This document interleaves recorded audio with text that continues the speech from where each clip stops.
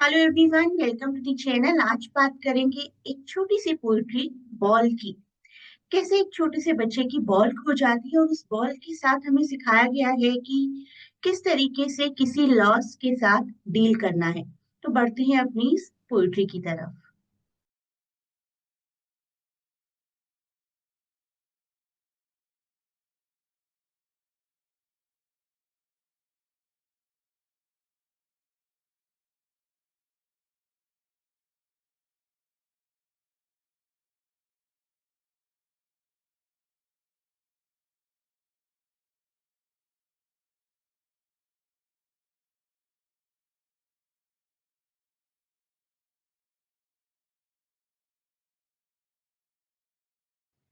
Video को like कीजिए, channel को शेयर करिए, सब्सक्राइब करिए, जिससे कि आपको रेगुलर इंपॉर्टेंट इन्फॉर्मेशन मिलती रहे और अपना वैल्यूएबल कमेंट भी ज़रूर प्रोवाइड करिए।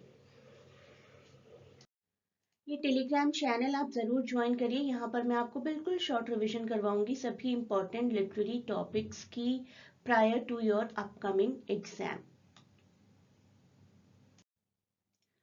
The ball poem. This is the poetry that we are going to cover today और ये सब कुछ हम ऑलरेडी कवर कर चुके हैं बहुत ही डिटेल में। लिटरेरी डिवाइसेस, क्वेश्चन आंसर्स, हर चीज़ के साथ प्रेपरेशन की है। प्लेलिस्ट का लिंक डिस्क्रिप्शन में है। In case you do not find, write down in comments. और सिर्फ इस प्लेलिस्ट को आप कवर करेंगे तो फर्स्ट फ्लाइट की बहुत ही अच्छी प्रेपरेशन हो जाएगी। You do not need to watch anything else. Further poetries बहुत ही जल्दी कवर करते रहेंगे, आपके एग्जाम से पहले कवर कर लेंगे। हमारी ये पोइट्री बॉल के बारे में नहीं है, लेकिन लॉस के बारे में है। बॉल के थ्रू हमें दिखाया गया है कि लॉस के साथ कैसे डील करना है। तो शुरुआत थोड़ी सी समझ लेते हैं कि पोइट्री का थीम क्या है। एक इंट्रोडक्शन लेते हैं पोइट्री का, आप आराम से समझ पाएंगे फिर पढ़ते पढ़ते। The ball poem. Poet reflect करते हैं एक बॉय की तरफ जिन्होंने अपनी एक बॉल खो दी है। छोटी सी चीज लगती है ना हमें, बॉल खो दी नहीं ले आएंगे। बॉल बाउंस करके वाटर में चली जाती है और वो बॉय बाहर खड़ा रहता है बड़े ही हेल्पलेसली और बहुत सॉरोफुल है, बहुत उदास है। Not able to retrieve, not able to get the ball. While the poet could offer money for a new ball, he realizes that it won't replace the memories attached to the lost one. हाँ, जानती हूँ कि एक खिलौना खोने के बाद नया खिलौना आ जाता है, लेकिन जो उसके साथ यादें जुड़ी हैं, उसको तो कोई वापस नहीं ला सकता ना। The loss teaches the boy his first lesson in responsibility and the inevitability of loss in life. बहुत सी चीजें हम खोते रहते हैं लाइफ में, और कुछ नहीं तो अपना बचपन, अपना यूथ, टाइम टू टाइम कुछ ना कुछ हमारा छूटता चला जाता है and we are not able to retrieve it. अगर हम में से हर कोई चाहता तो शायद अपने बचपन में वापस चला जाता। और धीरे धीरे हमें समझ आता है कि बहुत सारी चीजें ऐसी हैं जिनको वापस नहीं पाया जा सकता, and that is the realization that everyone must face. अब हम अपनी पोइट्री पढ़ते। What is the boy now who has lost his ball? What is he to do? I saw it go merrily bouncing down the street and then merrily over there it is in the water. तो एक लड़के को देखा जिसने अपनी ball गुम कर दी। Ball तो ऐसा लग रहा था कि खुशी से बाउंस करते हुए पहले स्ट्रीट में गई, फिर वाटर में चली गई। No use to say oh there are other balls. An ultimate shaking grief fixes the boy. तो बॉय को इस वक्त आप ये नहीं कह सकते कि और भी बॉल्स हैं, बॉल कोई और ले लो, लेकिन बॉय की आंखों में एक ग्रीफ, एक पेन देखा जा सकता है। As he stands rigid, trembling, staring down all his young days into the harbor where his ball went. तो उस लड़के की आंखों में साफ नजर आ रहे थे वो सभी दिन जो उन्होंने अपनी बॉल के साथ बिताए होंगे। I would not intrude on him a dime, another ball is worthless. तो उस बॉय की जो मेमोरीज है ना, उनमें अभी कोई इंट्रूड नहीं कर सकता, कोई इंटरफेयर नहीं कर सकता। और उसको कुछ पैसे देना कि दूसरी बॉल ले आओ, no, that is worthless. Now He senses first responsibility in a world of possessions.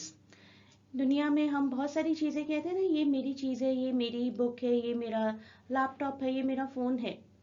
तो अब मेरा मेरा कैसे संभाल कर रखना है, वो उस बॉय को समझ आएगा, पहली चीज। और दूसरी चीज ये समझ में आएगी कि चीजें खोती भी हैं, and we have to deal with that. People will take balls, balls will be lost always, little boy, and no one buys a ball back. और जो खो गया हमेशा उसको वापस पाना मुश्किल होता है। Money is external. Everything cannot be bought with money ना. He is learning. Well behind his desperate eyes, the epistemology of loss. तो लॉस की सारी थियरी वो अब समझ रहे हैं कि लॉस होता है।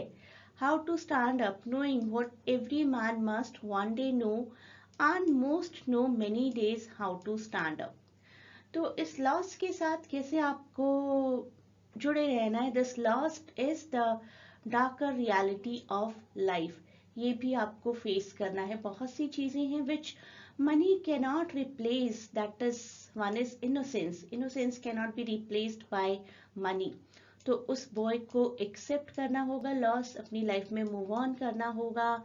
और ये सिर्फ उस बॉय की पर्सनल जर्नी नहीं है, ये एक यूनिवर्सल एक्सपीरियंस है। हर इंसान को कभी ना कभी किसी ना किसी लॉस के साथ डील करना ही होता है।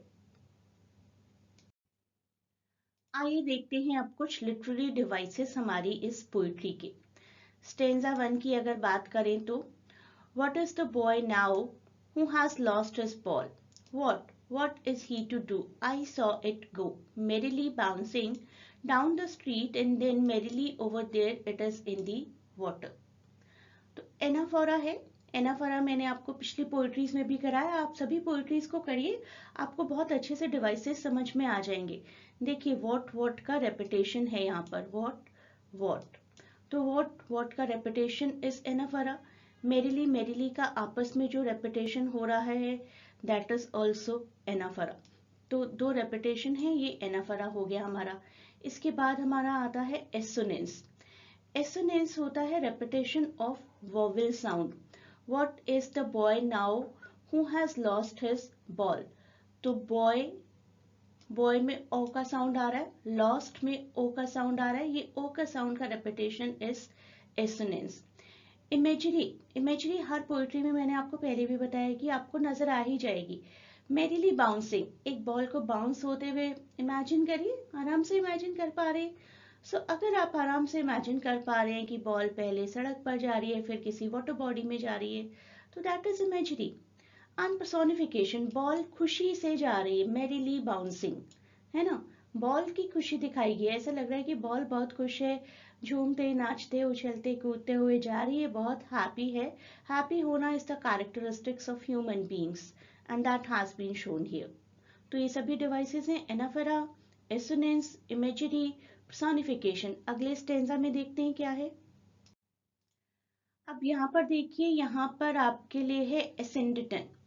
एसेंडिटन का मतलब होता है कि एंड या और यूज किया जाना था लेकिन नहीं किया गया। देखिए ये लाइन यहाँ पर, अ डाइम अनदर बॉल, या तो बच्चे को पैसे दे दो या दूसरी बॉल दे दो, that is worthless. Natural grammatical line क्या होनी चाहिए थी, अ डाइम और अनदर बॉल इज वर्थलेस, लेकिन बीच में और नहीं लगाया गया या एंड लगाया जाता है। कई बार हम बोलते हैं ना, my books, my cup, my laptop, my this, my that, और बीच में कहीं पर एंड नहीं लगता, तो that will be asyndeton. Alliteration, as he stands rigid, trembling, staring down, तो स का साउंड रिपीट हो रहा है यहाँ पर, तो दिस इज एसेंडिटन। स्टेंजा 3 में देखिए, एलिट्रेशन है, एसोनेंस है, सिंबॉलिज्म है। buys a ball back, ब ब ब का साउंड रिपीट हो रहा है। prominent sound of wall e, he is learning well behind his desperate eyes।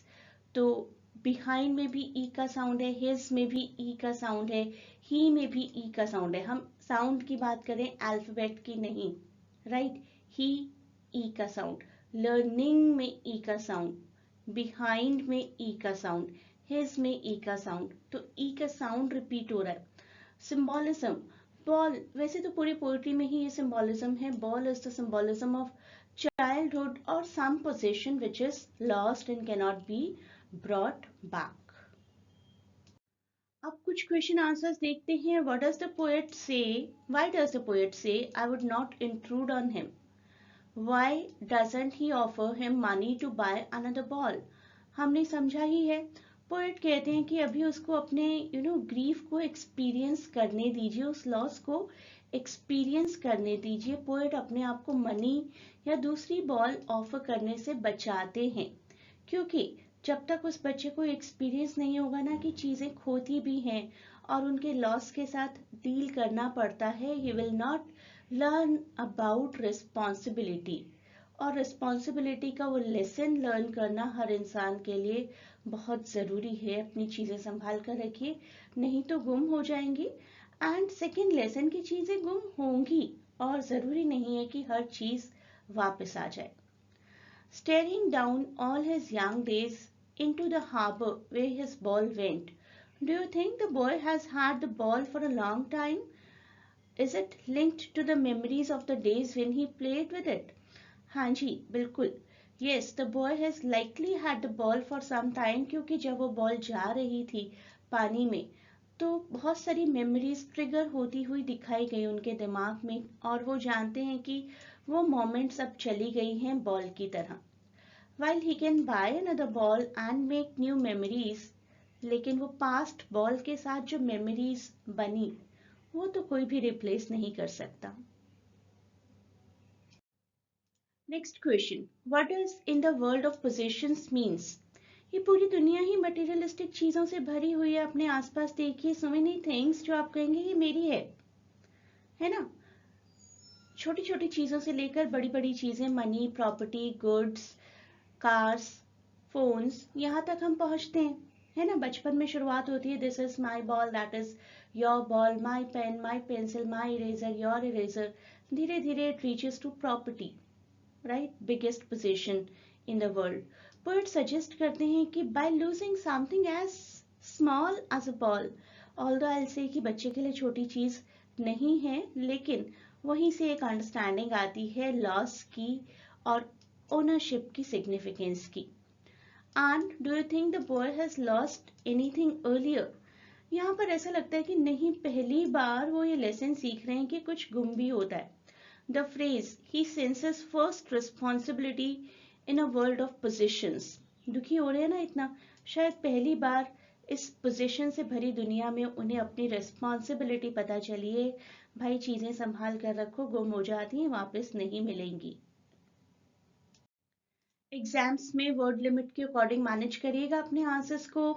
What does the poet say the boy is learning from the loss of the ball? Try to explain this in your own words. तो poet जब कहते हैं कि boy is learning from the loss of the ball, actually वो क्या कह रहे हैं?